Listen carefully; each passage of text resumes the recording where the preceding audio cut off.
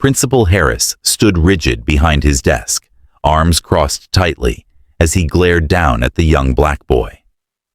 "Do you think this school is a jungle?" he snarled, his voice sharp and unforgiving.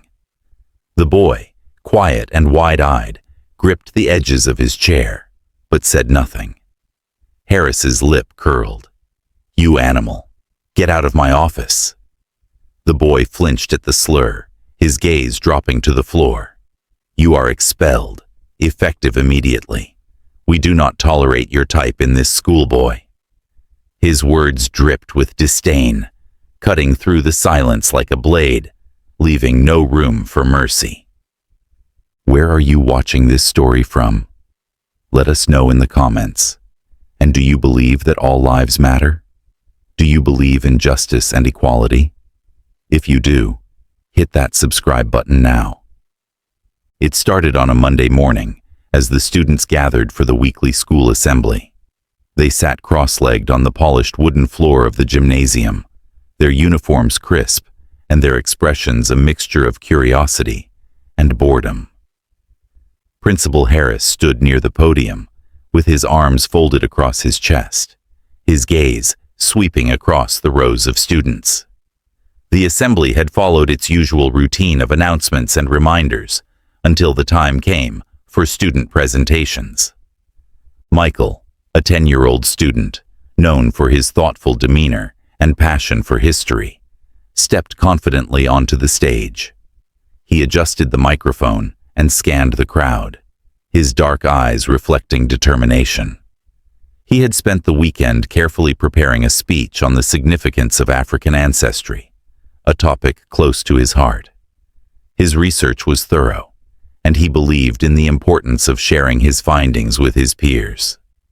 The stories of African heritage, the cultural pride, and the forgotten struggles of ancestors were subjects he felt deserved recognition. As Michael began to speak, his voice carried with a steady rhythm, weaving tales of history, resilience, and pride. He spoke of ancient kingdoms, influential leaders, and traditions that spanned generations. His passion was evident in every word, and while many students listened with interest, a few whispered among themselves. Principal Harris, however, remained stoic, though his expression subtly shifted. His eyes narrowed slightly, his lips pressed into a thin line, and a shadow of displeasure clouded his features.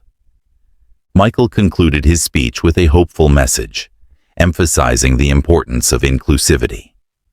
The room fell silent for a moment before a smattering of applause began. However, as the students clapped, Principal Harris stepped forward and signaled for the assembly to wrap up. The applause quickly died down as Harris took control of the microphone and dismissed the students back to their classrooms. Michael gathered his notes and stepped down from the stage, feeling a mixture of pride and relief. His satisfaction, however, was short-lived. Before he could return to his seat, a staff member approached him with a stern expression. "Principal Harris wants to see you in his office immediately," she informed him. Confused but compliant, Michael followed her through the hallways, his mind racing. He couldn't fathom what could be wrong. Had he said something offensive? His intention had been to educate and inspire, not to provoke. The principal's office was an imposing space, with dark wooden furniture and framed certificates lining the walls. Harris sat behind his desk, his expression cold and unreadable, as Michael entered. He motioned for the boy to sit. "Do you know why you're here?" Harris asked, his voice devoid of warmth. Michael shook his head. "No, sir." Harris leaned forward, folding his hands on the desk. "Your presentation this morning was inappropriate. We do not discuss such divisive topics during school assemblies." Michael frowned. "Inappropriate? I spoke about history, about ancestry, and cultural pride. There was nothing harmful in what I said." The principal's eyes hardened. "You spoke about things that could make others uncomfortable. We aim to create a harmonious environment here. Your speech disrupted that balance." Michael's frustration grew. But isn't education supposed to challenge us? To make us think and reflect? I was sharing important history. Harris's tone turned icy. "This isn't up for debate. You need to understand that certain subjects are better left out of school settings." Michael took a deep breath, trying to keep his emotions in check. "I have a right to express myself. We're taught about freedom of speech, aren't we?" The principal's expression darkened further. "Freedom of speech comes with responsibility, and your responsibility is to ensure that what you share aligns with the values of this institution. Have you clicked that subscribe button yet? In solidarity for Michael, show your support by hitting that subscribe button now." Michael refused to back down. "I spoke about values too, about understanding where we come from and appreciating our roots. How is that against the school's values?" Harris stood abruptly, the chair scraping against the floor. "Enough. You will serve detention for the rest of the week. Perhaps that will help you understand the importance of appropriate behavior." Michael's heart sank, but he met Harris's gaze unwaveringly. "Punishing me for speaking the truth won't change it. History is still there, whether we talk about it or not." The atmosphere inside Principal Harris's office grew more suffocating by the second. Michael, standing before the man who held his fate in his hands, felt a knot tightening in his stomach. The speech he had delivered that morning, intended to inspire pride in his heritage, had instead marked him as a target. "You will serve detention for the rest of the week," Harris had initially declared, his tone cold and clipped. But when Michael didn't lower his gaze, when he didn't shrink back in shame, something in the principal shifted. His thin veneer of control cracked, and his expression twisted with something darker, resentment, laced with fury. "You don't get it, do you?" Harris hissed, stepping around his desk until he loomed over Michael. "This isn't your platform. This isn't some ghetto neighborhood for you to stand on and preach about your ancestors." He spat the word as if it were venom on his tongue. "This is a school, a place of learning and discipline, and you have neither." Michael stood rooted in place, his heart pounding, but he refused to look away. He had done nothing wrong. He had spoken the truth. Yet the weight of Harris's anger pressed down on him, making it hard to breathe. The principal's voice dropped lower, more dangerous. "Your type always thinks they can get away with anything. Bringing politics and race into my school? Not on my watch." Michael opened his mouth to speak, to defend himself, to push back against the blatant injustice. But Harris cut him off with a sharp gesture. "I don't want to hear another word from you." Silence stretched between them, thick and suffocating. Michael's knuckles turned white as he gripped the edges of the chair, forcing himself to stay calm. Then Harris delivered the final blow. "Do you think this school is a jungle?" he snarled, his voice sharp and unforgiving. The words hung in the air, dripping with malice. Michael's breath hitched, but he didn't flinch. He kept his gaze steady, refusing to give the man the satisfaction of seeing him break. Harris's lip curled into a sneer. "You animal, get out of my office." The slur struck like a whip, its sting reverberating through Michael's chest. For a moment, he thought he hadn't heard it correctly, but the disgust on Harris's face made it unmistakable. His grip on the chair tightened further, his nails digging into the wood. "You are expelled, effective immediately." Harris's words dripped with disdain, cutting through the silence like a blade. "We do not tolerate your type in this school, boy." Michael flinched at the last word. The weight of it crushed him. "Boy," spat with all the venom of a curse. It wasn't just a dismissal from school. It was a stripping of dignity, a reminder of how Harris truly saw him. Click the subscribe button if you want justice for Michael. Only those who do not want justice will not subscribe.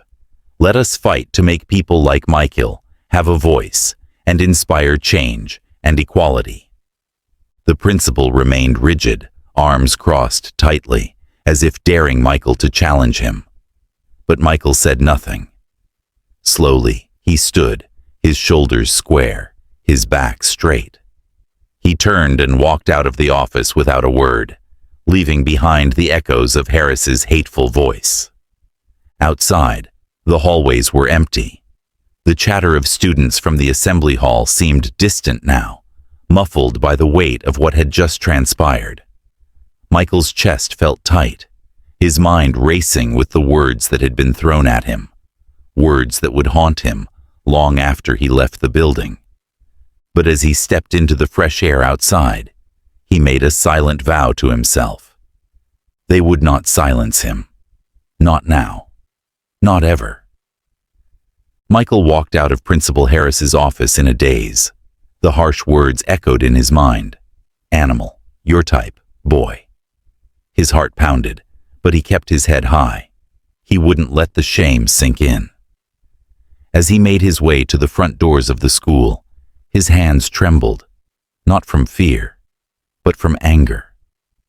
This wasn't right. He knew it, and he wasn't going to let it slide. Once outside, he pulled out his phone and took a deep breath before dialing his father's number. The call connected quickly. "Hey, Dad," Michael began, his voice steady but strained. "I need to tell you something." Jonathan Reed listened in silence as Michael explained what had happened. The principal's words, the expulsion, and the slurs. Michael tried to stay calm, but the frustration seeped into his voice. On the other end of the line, Jonathan's grip on the phone tightened. He was furious, not just as a father, but as a man who had spent his career fighting for justice and equality. However, he didn't let his emotions show. His voice remained calm, firm, and reassuring. "This ends now," Governor Reed said quietly, but with absolute certainty. "I'm on my way." Michael felt a wave of relief. His father had always taught him to stand up for what was right.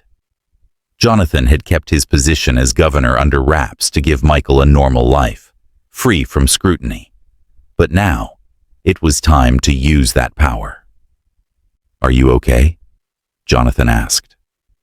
"I'm fine," Michael replied, though his hands were still shaking. "Good. Stay strong.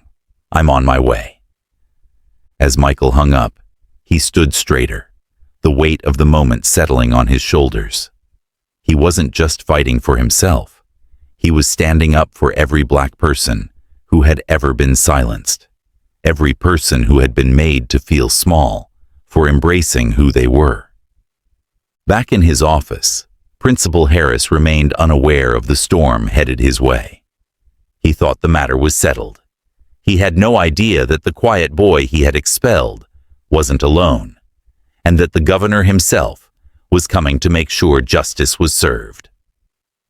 The next morning, Governor Jonathan Reed arrived at Greenwood High without warning.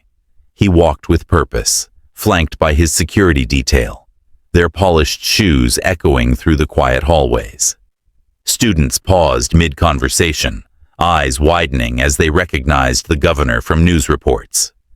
Whispers spread quickly, and soon the whole school buzzed with curiosity. "Is that the governor? What's he doing here?" Reed paid no attention to the murmurs. His focus was clear. His presence wasn't for show. He was here on a mission. His expression remained calm, but there was a quiet intensity in his eyes that left no room for doubt. He had come to hold someone accountable. Reaching the principal's office, Reed didn't bother to knock. He pushed open the door and stepped inside. Principal Harris, who had been sorting through paperwork, looked up in surprise. His face froze, and then his expression shifted from confusion to shock. "Governor Reed," Harris stammered, standing up slowly from his chair. His usual authority seemed to drain away. I wasn't expecting—" "I'm sure you weren't," Reed interrupted, his voice steady and firm. He closed the door behind him, his security detail waiting outside. The governor's gaze locked on Harris, who now looked pale and uneasy. Reed walked across the room and stood in front of the desk. He didn't sit. He didn't need to. "Mr. Harris," Reed began, his tone calm but cold, "let's talk about your decision to expel my son." Harris swallowed hard, his hands trembling slightly as he tried to compose himself. I didn't know Michael was your son." "That's irrelevant," Reed replied, his voice cutting through the air like a knife. "What matters is how you treated him." Harris opened his mouth to respond, but no words came out. The weight of Reed's presence pressed down on him, making it clear that there would be no excuses or empty apologies. Reed continued, stepping closer to the desk. "Michael was punished for delivering a speech that encouraged pride in his heritage. Instead of fostering open dialogue, you silenced him. And worse, you insulted him." Harris shifted uncomfortably. "I didn't mean—" "You called him an animal," Reed said sharply, his eyes narrowing. "That's not discipline. That's racism." Silence filled the room, heavy and unrelenting. Harris had no defense. Reed's expression remained steady as he laid out the facts in front of Principal Harris. His tone was calm, but carried the weight of authority. He placed a folder on the desk, opening it to reveal documents: Michael's academic record, glowing recommendations from teachers, and written testimonies from students who had witnessed the speech at the assembly. "This," Reed began, tapping the folder, "proves my son's character. His grades, his conduct, and his reputation speak for themselves." Harris glanced down at the papers, his hands twitching nervously. His mouth opened, but he quickly closed it when Reed continued. "Here," Reed said, pulling out another sheet, "is your school's own code of conduct. It encourages students to express themselves respectfully and engage in discussions that promote understanding. Michael did exactly that. Yet, you punished him." Harris shifted in his seat, clearing his throat. "Governor, I didn't mean for it to escalate this way." Reed cut him off with a sharp look. "You called my son an animal." The principal flinched. "I was taken out of context." "There is no context," Reed said firmly, his voice steady but growing colder. "You crossed a line. You went beyond enforcing school rules and into personal discriminatory behavior." Harris looked down at his desk, avoiding Reed's piercing gaze. The air in the room grew heavier, the silence suffocating. Reed leaned forward slightly, his hands resting on the desk. "I'm going to make this simple for you, Mr. Harris. You have two choices." Harris glanced up, his eyes wide. "First," Reed continued, "you reinstate my son immediately and issue a public apology to him and the student body. You will own your actions and take responsibility for your words." Harris swallowed hard, sweat beginning to bead on his forehead. "And the second option?" Reed's gaze hardened. "I launch a full investigation into your discriminatory practices. And believe me, it won't stop with you. This school's policies, hiring practices, and disciplinary actions will all be reviewed. Every student who's ever been wronged will have their voice heard." The color drained from Harris's face. He knew what that meant. His career would be over. "You have until the end of the day to decide," Reed finished. "But make no mistake, Mr. Harris, I don't make empty threats." News of the confrontation between Governor Reed and Principal Harris spread like wildfire through Greenwood High. Students whispered in hallways, parents shared the story over phone calls, and soon, local news stations picked up the story. The governor's unexpected visit and firm stand against injustice became the talk of the town. Harris, facing immense pressure from both the community and the media, knew he had no choice. Reluctantly, he scheduled a press conference to address the situation. Standing behind a podium, with cameras flashing and reporters gathered, he appeared pale and uncomfortable.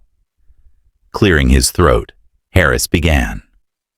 "I want to take this opportunity to apologize to Michael Thompson, his family, and the students of Greenwood High," he said, his voice strained. "I made a serious mistake in my handling of the situation, and I deeply regret my words and actions." He went on to announce Michael's full reinstatement, promising that the school would take steps toward promoting inclusivity and respect. But for many, the apology felt hollow. The damage had already been done. The story didn't end there. Following the press conference, a state-led investigation began to dig into Harris's leadership at the school. What they found shocked the community. Records showed a pattern of discriminatory policies and biased disciplinary actions, especially against minority students. Teachers who had remained silent out of fear began to come forward, sharing their experiences with the investigators. Under growing scrutiny, Harris submitted his resignation. His reputation was ruined, and his career in education was over. Meanwhile, Michael's story became a symbol of change. His courage in standing up for what he believed in, and his father's unwavering support, inspired students and parents across the district. Protests and petitions called for reforms in the school's policies. Parents demanded a more inclusive curriculum, more diverse staff, and better protections against discrimination. At Greenwood High, students formed a new club focused on celebrating different cultures and promoting understanding. They named it the Thompson Club in Michael's honor. Michael, though initially shaken by the events, found strength in the support he received. He realized his speech had sparked something bigger than he ever imagined, a movement for change that went beyond just his school. The message was clear. The days of silence were over. When Michael returned to Greenwood High, the atmosphere was completely different. As he walked through the front doors, he was met with cheers and applause from his classmates. Students gathered in the hallways, clapping and patting him on the back. Some held signs that read, "Welcome back, Michael," and "Your voice matters." Michael smiled, feeling a wave of relief. The support from his peers made him realize he wasn't alone. His words had made an impact, and people were listening. His return wasn't just about getting back into school. It was about reclaiming his place and showing that he wouldn't be silenced. Teachers who had once kept quiet now greeted him warmly. Even students who barely knew him came up to offer words of encouragement. The message was clear. The school was changing for the better, and it had started with his bravery. In the following days, the school began implementing new policies to ensure every student felt safe and included. Assemblies now featured a wider range of topics, encouraging open dialogue about different cultures, histories, and experiences. Greenwood High was becoming a place where students could share their voices without fear of punishment. Governor Reed, watching his son walk confidently through the hallways, felt a surge of pride. He knew the journey hadn't been easy for Michael, but his son's resilience had brought about real change. Reed had always taught Michael to stand up for what he believed in, and now he was seeing the results of that lesson. That evening, as the two sat together on the front porch, Reed turned to Michael with a serious expression. "Michael," he said. "I'm proud of you. You stood up when it mattered most." Michael looked down, feeling both proud and humbled. "I couldn't have done it without you, Dad." Reed placed a hand on his son's shoulder. "Remember this. Your voice is your power. Never let anyone take that away from you. No matter where life takes you, speak your truth." Michael nodded, understanding the weight of those words. The events of the past few days had changed him, but they also made him stronger. He knew his voice mattered, and he would never let anyone silence it again. As they sat quietly, watching the sunset, Michael felt hopeful for the future. This wasn't just his victory. It was a victory for everyone who had ever been told to stay silent. Michael's story reminds us that fairness, kindness, and equality aren't just ideals. They're responsibilities. We must speak out against injustice and stand up for those who are silenced. True strength lies in treating others with respect, no matter their background. Change begins with courage, but it lasts through action. Let's create a world where every voice is heard and valued. If you believe in standing for what's right, supporting fairness, and fostering kindness, together, we can share stories that inspire change. Your voice matters. Let's use it to make a difference. What are your thoughts on Michael's story? Have you ever witnessed or experienced injustice? I'd love to hear your perspective. Drop a comment below and let's start a conversation. Your voice matters, and together, we can learn from each other to build a kinder, more equal world. If this story resonated with you, don't forget to like this video, share it with someone who might need to hear it, and subscribe to my channel for more powerful stories. Let's spread awareness, inspire change, and make sure no voice is ever silenced. Thank you for being part of this journey.